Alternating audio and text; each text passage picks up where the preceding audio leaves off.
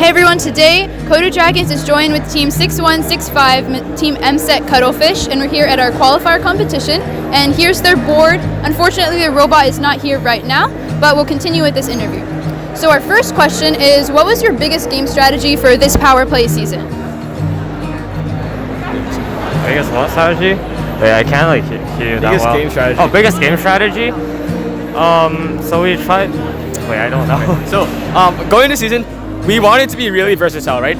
We kind of guessed at the beginning of the season there'd be teams that would be more stationary and would cycle really well, but there's also teams that would go for controlling and going for circuits. So we wanted to be able to be compatible with both types of robots, because last year we built a really large robot. We were really only compatible with smaller robots, so we wanted to kind of avoid that. So what we did was we built a really fast mechanism drivetrain that could strafe. We could go around the poles, really, really easily. And then our turret and the pass through the virtual 4-bar allows us to score really quickly. So we're effective both with cycling as well as going for control and junctions. Nice, that's really cool. That totally makes sense how you're trying to check the compatibility with other teams. It's not just about your robot, but about how it performs with other teams' robots too. So I was wondering, what's the most innovative thing, or what's maybe a part of your robot that you're the most proud of? Yeah, I guess one part I can talk about is the turret. Turrets are very, very finicky. Going into the season, we knew that designing a turret was a little bit of risk, but at first the wood prototype that we built a prototype out of MDF.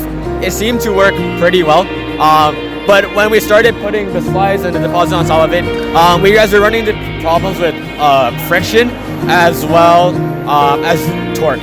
The motor we had was way too weak, so we couldn't accurately hold positions. And with the amount of weight, the bearings are getting crushed, and the turret would become really crunchy. So what we actually did was we switched to thrust bearings, and there's two independent plates that ride on the thrust bearings. And so the thrust bearings can sink a little bit, and they can kind of absorb some of the weight of the deposit and the slides, because the deposit and slides, all like two motors, they adds up.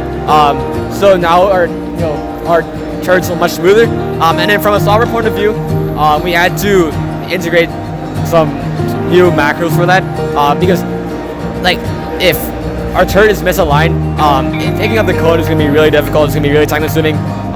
So we put a through-bore encoder on the bottom of the turret, because we found that the built-in motor encoder wasn't accurate enough.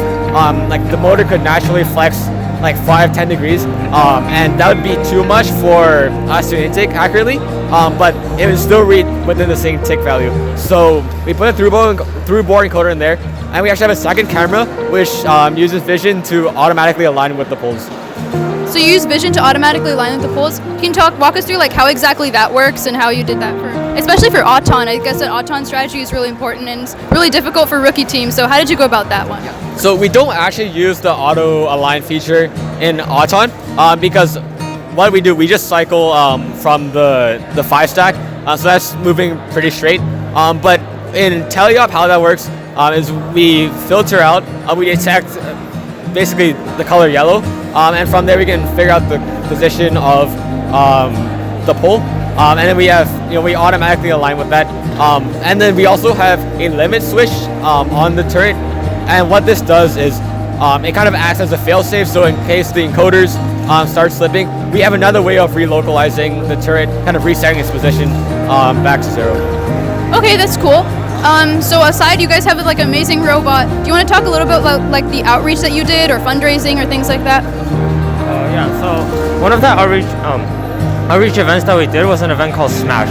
So we noticed that this is Smash. So we realized that every single year, a lot of pumpkins were going to waste during Halloween. So we wanted to see if we could do anything about that. So for that, we made a pneumatic pumpkin smasher, and we hosted STEM events also at the event. And I think it was a really big success, and we composted 500 pounds of pumpkins. That's really cool.